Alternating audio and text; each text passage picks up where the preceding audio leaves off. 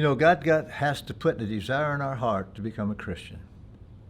If that desire is not there, we can't become Christian. A lot of people think that all they need to do is go to church and, make up their minds that they're going to obey the rules of the church. But that's not it. It's a calling that God has in your life. And you say yes to him and you totally and completely submit. Most people, it seems like they don't want to submit because they're flesh, and maybe a lot of people, they'll go to church and maybe, do a few things that the church wants them to do. But that doesn't really make sense.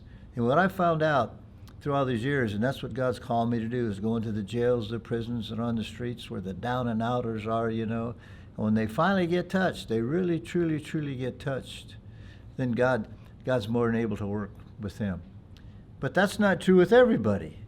God can even work with fancy people that have graduated from college, that never got involved in the drugs and the alcohol and the rebellion in the prisons and the jails and the crazy life. And this is what is exciting to me, is just letting God be God. He gets a hold of people. He's chosen us. He's called us. And it's just a matter of us submitting and yielding.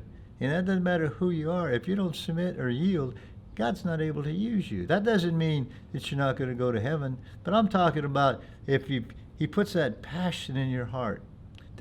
In my case, it's been going to jails, going to streets, going to prison, going to the outreaches, getting out there in the middle of people with a Bible in one hand and a preaching in my heart in the other hand, or maybe even a sign that says Jesus loves you or home for Jesus or whatever it is. But then also, I remember going to the Indian reservation. That's another thing he put in my heart, is just go down to where probably sin abounds the most, is the Indian reservations, because of the occult and what they believe in. Then all of a sudden, one day, God sent a man from California, because he heard that we were working with Native Americans, and this is this fancy man sitting right here, that, he's just one of those sweet guys, that have never probably really done anything really drastically wrong in his life, but God got a hold of him, and I'm telling you what, he ain't quit since, and it's been a long time. Is that right, Pastor Will? What's on your heart? So, yeah, when you go through college and you get an engineering degree, you really see how empty it can be just to get out there and work, 50, 60 hours a day when you have a stirring in your heart for souls. A week. Sorry. So, but yeah, the souls, just, I couldn't get away from that hunger and thirst for souls, having really received Christ and his, his life, my last year in college. So really, but you do, I did it anyway. I was like, okay, someday maybe I could form a business and fund a ministry, because I knew I had to reach souls. And I did campus ministry for a while, but so I was just doing tent making. But then finally, after 22 years of that, is when I realized, it's got to be more full time. And then I had been involved with the Native Americans for at least 10 years, driving back and forth from Arizona to California and back. But that was getting old pretty quick. And that's when I realized, okay, my home businesses failed, and back in 2007 and 8. And God was gently telling me, no, I don't need your help, but thanks for trying, but no, I don't need your financial help. And then I realized, okay, I'm just going to go do what I know to do. Hit the beaches, share my faith with people. And then that's when it happened. I did talk to some people from the LA Dream Center, and I said, wait a minute, I love what you're doing up there, because you're rescuing souls, and then they're going with you to help others. And that to me was a dream come true ministry. And I didn't know how to get involved in it. But then I met these guys, and they said, well, we're not doing anything with Native Americans, but Phoenix is. And so long story short, God nudged me there on the beach in Huntington Beach. You are going to go to Phoenix and see what's going on with the Native Americans there and men's ministry. And that's really it. I came out here and got to spend a day with Pastor Walt, then another day a couple weeks later. I think 3 months later, I'm like, I got to get out there again. And I couldn't push aside this nudging that God pulling me out here.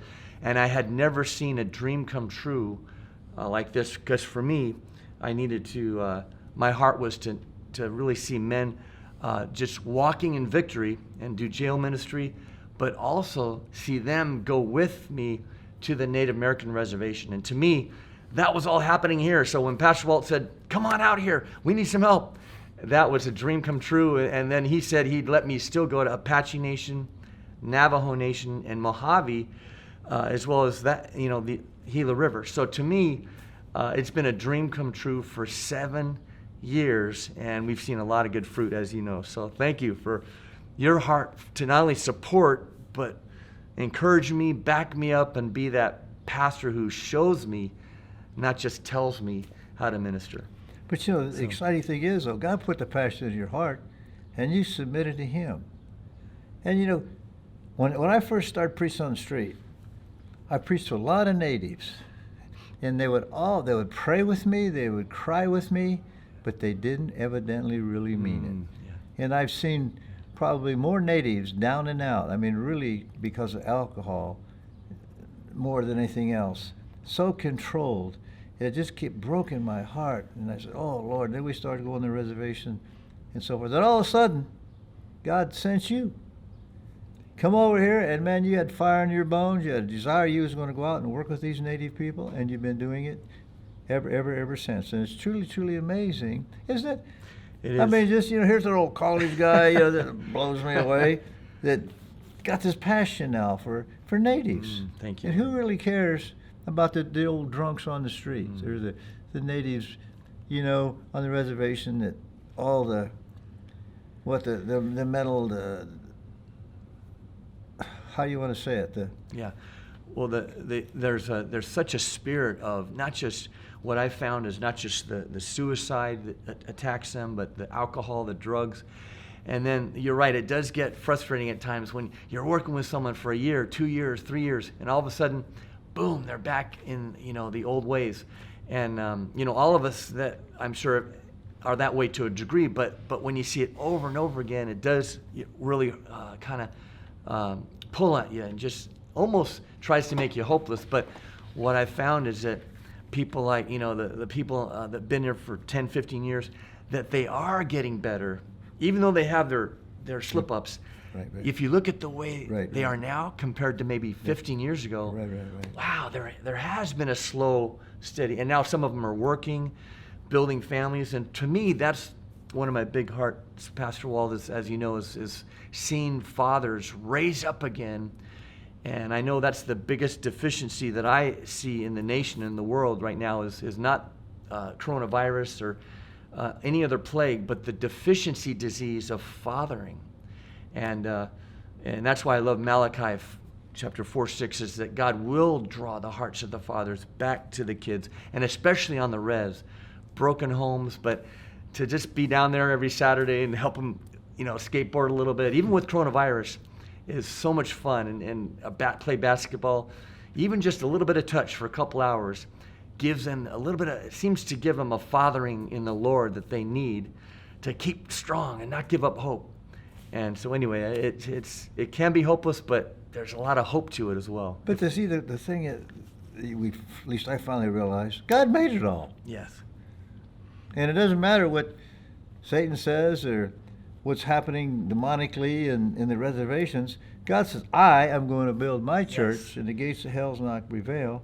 And so many people just say they don't understand. They understand he said that, but because it's a religion or whatever, maybe on down the road. But when you really just realize what he said, he's going to build his church. Yes. He's chosen us, and we need to go out and take the land.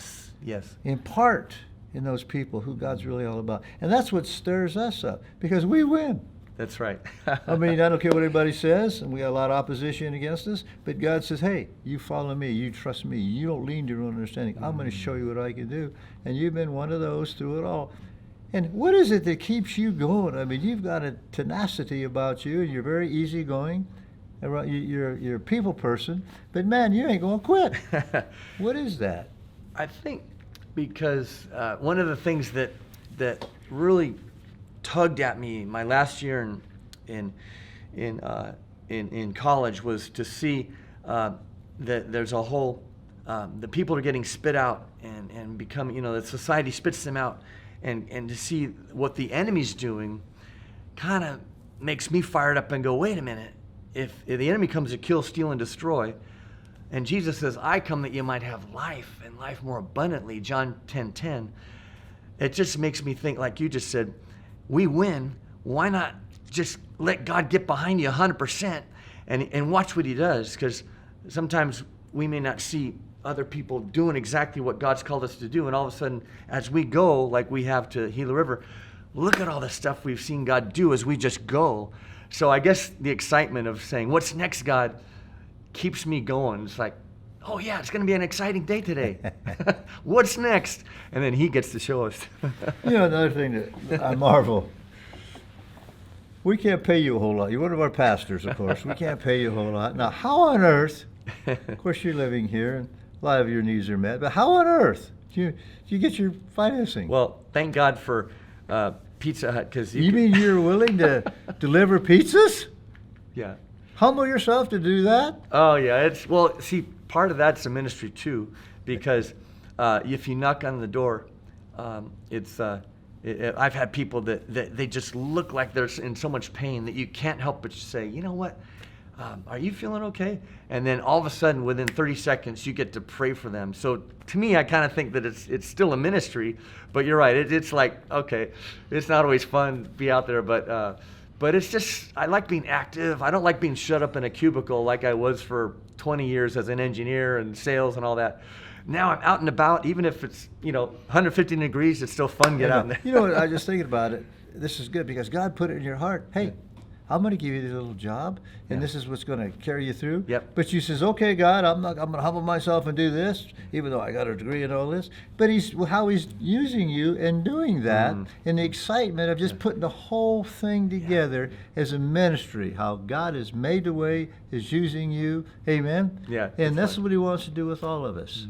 So it's so exciting just to let God have his way. Can you do that? Like, we're trying, we fall short. That's right. But it has nothing to do with anything but a man submitting to God and letting God be God. Bless you. Thank you.